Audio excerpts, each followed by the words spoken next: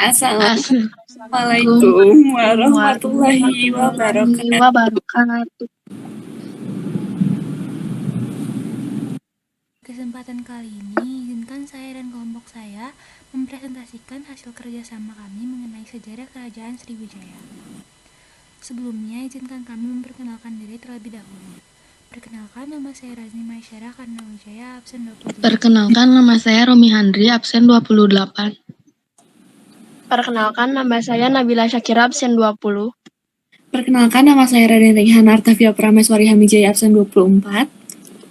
Perkenalkan, nama saya Raya Raishi Maulidi Ismandar, absen 25.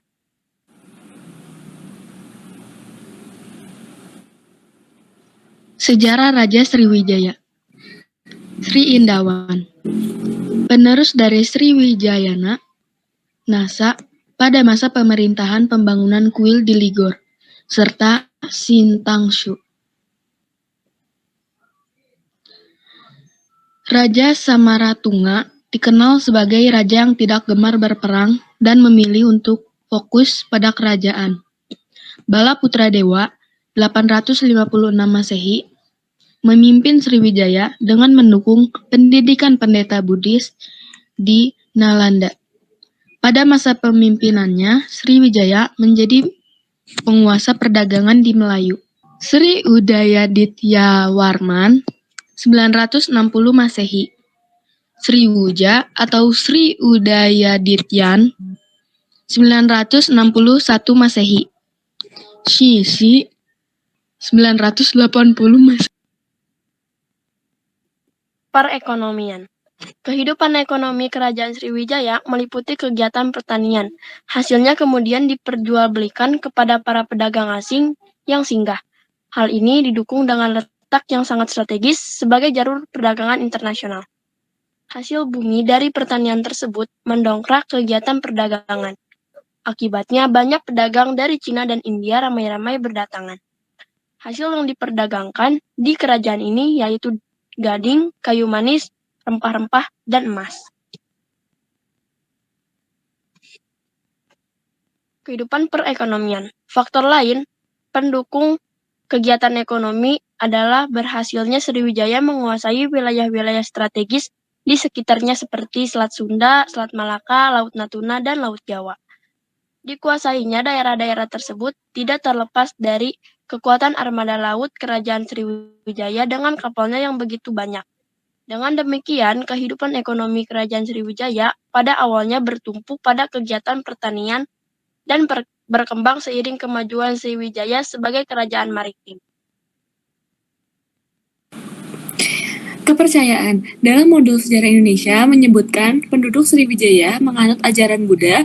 Itsing, seorang pengelana dari Cina, mencatat kerajaan Sriwijaya punya peran penting sebagai pusat pengajaran agama Buddha. Aliran Buddha yang dipelajari dari Sriwijaya meliputi Mahayana dan Hinayana. Kerajaan Sriwijaya punya beberapa pemuka atau pengajar agama Buddha yang kesohor yakini Dharmapala, Sakya Kirti, dan Dharma Kirti. Tata cara dalam agama Buddha terdapat bermacam-macam mazhab, antara lain Mahayana dan Hinayana. Sumber tertulis dan arca-arca yang ditemukan mengindikasikan bahwa agama Buddha yang berkembang di Sriwijaya bermazhab Mahayana. Akan tetapi, para biksu Buddha yang mempelajari agama Buddha di Sriwijaya bukan saja mempelajari agama Buddha Mahayana saja, melainkan agama Buddha dari mazhab lain. Wilayah kekuasaan. Kerajaan Sriwijaya merupakan salah satu kerajaan terbesar di Nusantara yang berkembang antara abad ke-7 hingga ke-13. Lokasinya berada di tepian Sungai Musi di daerah Palembang, Sumatera Selatan. Bukti awal keberadaan kerajaan ini berasal dari abad ke-7. Saat pendata Tiongkok dari dinasti Tang, Itsing menulis bahwa dirinya mengunjungi Sriwijaya pada tahun 671.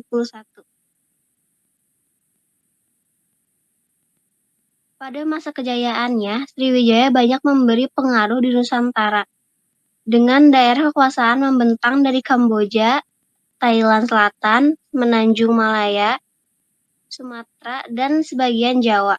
Kerajaan Sriwijaya juga sempat menguasai maritim dan perdagangan di kawasan Asia Tenggara. Selain itu, Sriwijaya disebut sebagai negara nasional pertama di Nusantara, sebab wilayahnya begitu luas sehingga meliputi hampir seluruh Indonesia.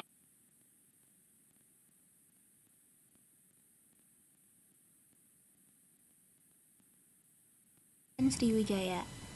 Yang pertama adalah candi. Candi yang pertama adalah Candi Muaro Jambi. Candi yang kedua adalah Candi Muaro Takus. Dan yang terakhir adalah Candi Muaro Bahal. Selanjutnya adalah prasasti. Prasasti pertama adalah prasasti Talang Tuo. Yang kedua adalah prasasti Kedukan Bukit. Yang ketiga adalah prasasti Telaga Batu. Yang keempat adalah prasasti Kota Kapur. Dan yang kelima atau yang terakhir adalah prasasti Karangberahi. Sekian presentasi dari kelompok kami. Maaf bila ada salah kata. Wassalamualaikum Assalamualaikum warahmatullahi wabarakatuh.